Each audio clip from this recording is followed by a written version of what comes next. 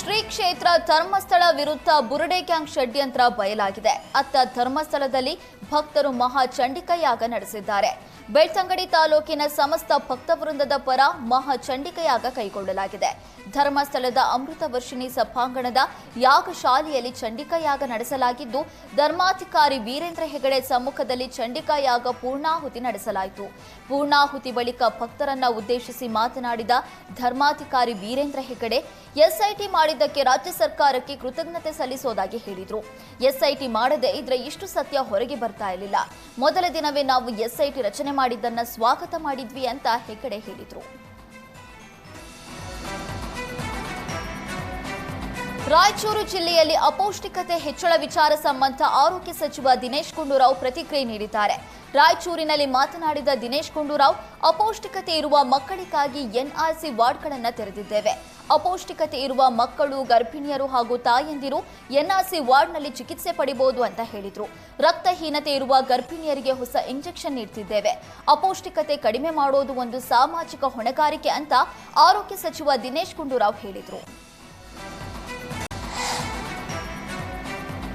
ಆಟವಾಡ್ತಿದ್ದ ಮಗು ರಾಜಕಾಲುವೆಗೆ ಬಿದ್ದು ನಾಪತ್ತೆಯಾಗಿರುವ ಘಟನೆ ಕೊಪ್ಪಳ ಜಿಲ್ಲೆ ಗಂಗಾವತಿ ತಾಲೂಕಿನ ಮೆಹಬೂಬ್ ನಗರದಲ್ಲಿ ನಡೆದಿದೆ. ಮನೆಯಿಂದ ಆಟವಾಡೋದಕ್ಕೆ ಹೊರ ಹೋಗಿದ್ದ 4 ವರ್ಷದ ಆಸಾನ್ ನಾಪತ್ತೆಯಾಗಿದ್ದ. ಆತಂಕಗೊಂಡ ಪೋಷಕರು ಪೊಲೀಸರಿಗೆ ಮಾಹಿತಿ ನೀಡಿದ್ದು, ಪೊಲೀಸರು ಸಿಸಿಟಿವಿ ಪರಿಶೀಲನೆ ನಡೆಸಿದಾಗ ರಾಜಕಾಲುವೆಗೆ ಬಿದ್ದಿರುವ ಸಂಗತಿ ಗೊತ್ತಾಗಿದೆ. ಸದ್ಯ ಮಗುವಿನ ಪತ್ತೆಗಾಗಿ ಹುಡುಕಾಟ ನಡೆಸಲಾಗುತ್ತಿದೆ. ನಗರಸಭೆ ನಿರ್ಲಕ್ಷ್ಯದಿಂದಲೇ ಈ ಘಟನೆ ನಡೆದಿದೆ ಅಂತ ಸ್ಥಳೀಯರು ಆಕ್ರೋಶ ಹೊರಹಾಕಿದ್ದಾರೆ.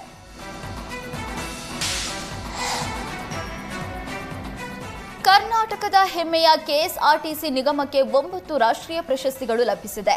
ಭಾರತೀಯ ಸಾರ್ವಜನಿಕ ಸಂಪರ್ಕ ಮಂಡಳಿ ಆಯೋಜಿಸಿದ್ದ 15ನೇ ವಿಶ್ವ ಸಂವಹನ ಸಮ್ಮೇಳನ ಮತ್ತು ಎಕ್ಸಲೆನ್ಸ್ ಅವಾರ್ಡ್ 2025 ಕಾರ್ಯಕ್ರಮದಲ್ಲಿ ಕೆಎಸ್ಆರ್ಟಿಸಿಗೆ 9 ರಾಷ್ಟ್ರೀಯ ಪ್ರಶಸ್ತಿಗಳು ಸಿಕ್ಕಿವೆ.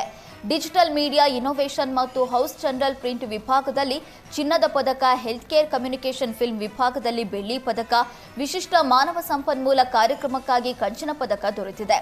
ಇನ್ನು ಗ್ರಾಹಕ ಸೇವಾ ಶ್ರೇಷ್ಠತೆ, ಬ್ರ್ಯಾಂಡಿಂಗ್, ವೆಬ್ಸೈಟ್ ಮತ್ತು ಮೈಕ್ರೋಸೈಟ್ ಕಾರ್ಪೊರೇಟ್ ಫಿಲ್ಮ್ ವಿಭಾಗದಲ್ಲೂ ಕೆಎಸ್ಆರ್ಟಿಸಿಗೆ ಪ್ರಶಸ್ತಿ ಸಿಕ್ಕಿದೆ. ಗೋವಾದ ಫನ್ ಕದಂಬ ಹೋಟೆಲ್ನಲ್ಲಿ ನಡೆದ ಸಮಾರಂಭದಲ್ಲಿ ಪ್ರಶಸ್ತಿ ಪ್ರದಾನ ಮಾಡಲಾಯಿತು. ಜಾತ್ರೆ ವೇಳೆ ಲಾಂಗ್ ಹಿಡಿದು ಬಿಲ್ಡಪ್ ಕೊಟ್ಟಿದ್ದ ಪುಡಿ ರೌಡಿಯನ್ನ ದಾವಣಗೆರೆ ಪೊಲೀಸರು ಬಂಧಿಸಿದ್ದಾರೆ. ದಾವಣಗೆರೆಯ ಆನೆಕೊಂಡದಲ್ಲಿ ಆಗಸ್ಟ್ 18ರಂದು ಅಬ್ದುಲ್ ಸಮಾದ್ ಎಂಬಾತ ಲಾಂಗ್ ಹಿಡಿದು ಓಡಾಡಿದ್ದ. ಆನೆಕೊಂಡ ಬಸವೇಶ್ವರ ದೇವಸ್ಥಾನದಿಂದ ಕಲ್ಲೇಶ್ವರ ಮಿಲ್ಗೆ ಹೋಗುವ ರಸ್ತೆಯಲ್ಲಿ ಲಾಂಗ್ ಹಿಡಿದು ಬಿಲ್ಡಪ್ ಕೊಟ್ಟಿದ್ದ. ಈ ವಿಡಿಯೋ ಸೋಷಿಯಲ್ ಮೀಡಿಯಾದಲ್ಲಿ ವೈರಲ್ ಆಗಿತ್ತು. ಈ ಸಂಬಂಧ ಆರ್ಎಂಸಿಯ ಠಾಣೆಯಲ್ಲಿ ಎಫ್ಐಆರ್ ದಾಖಲಾಗಿತ್ತು. ಆದರೆ ಆರೋಪಿಗಳನ್ನು ಪೊಲೀಸರು ಬಂಧಿಸಿರಲಿಲ್ಲ. ಹಿಂದೂ ಸಂಘಟನೆಗಳ ಆಗ್ರಹ ಬೆನ್ನಲ್ಲೇ ಇದೀಗ ಆರೋಪಿ ಅಬ್ದುಲ್ನ ಬಂಧಿಸಿರುವ ಪೊಲೀಸರು ಜೈಲಿಗಟ್ಟಿದ್ದಾರೆ.